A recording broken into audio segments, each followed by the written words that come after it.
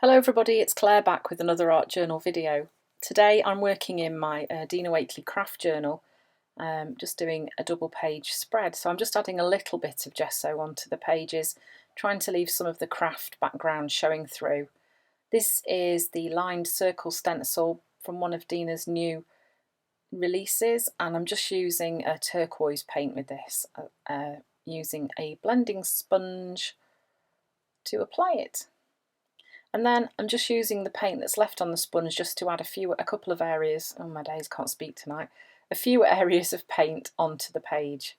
This collage paper is also from one of Dina's new releases. It's from a packet called Elements, and it's just some lovely circles, just echoing the stenciling that I've already done onto the background. So I'm just adding this in a few places, using some gel medium.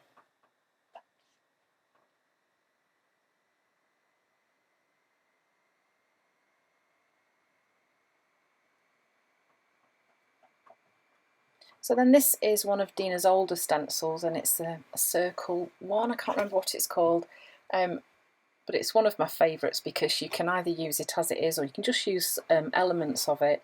So here I'm just using a bright pink.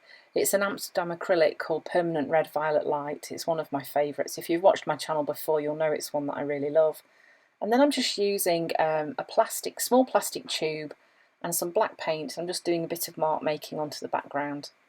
So then I'm doing some more mark making using this white Posca pen, just adding some dashes onto some of the circles.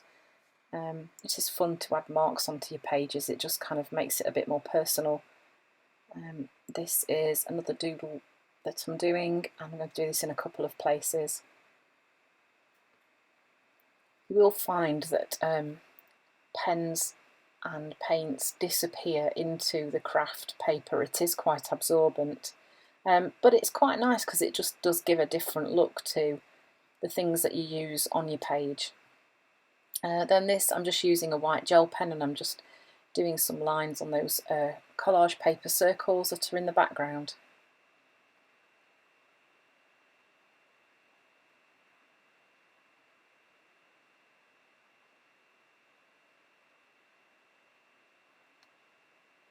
So next I'm going to be using these Tim Holtz paper dolls. These are just absolutely fabulous for adding a focal point, a quick focal point onto a page.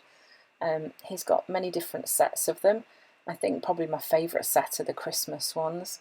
But these are really fun, and you can kind of mix and match and have them sitting down, standing up, or in groups or individually. So you can kind of play around with them with whatever suits what you want to do. So I selected those two. I think that was what I ended up with, and then used some of these. These are also from Tim Holtz. These are like transparency wings. They're very cool for adding a different look to your figures. So I was just kind of working out which size of wing was going to work best.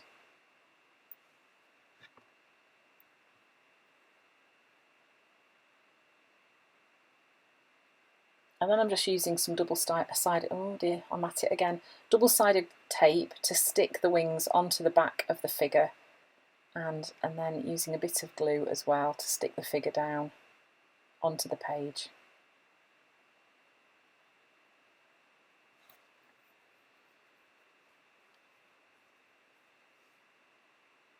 And this is some media tape. It's also from Dina Wakley. It's great for bookbinding and all sorts of things, but it's also good for stamping onto and printing onto and painting onto as well. So I've just added a couple of hearts onto those figures from some washi tape, also from Dina Wakley. No surprises there. Anyone would think I like her products. And then I'm just using this little stamp set that I've got, and I'm just stamping my quote onto this media tape. And then I'm simply going to cut it up and stick it on the page, just as a different way of getting the words onto the page.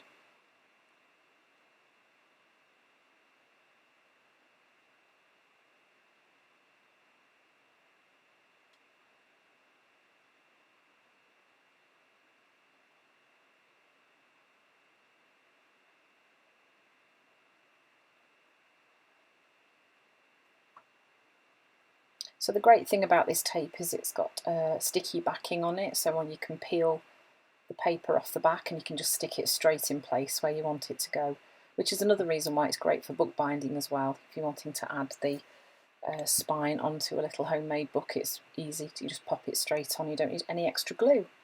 So there we go, there's the finished page. So really easy, creating a quick background and then using the Tim Holtz paper dolls as your focal point. So I hope you've enjoyed watching this video. I'll see you again soon.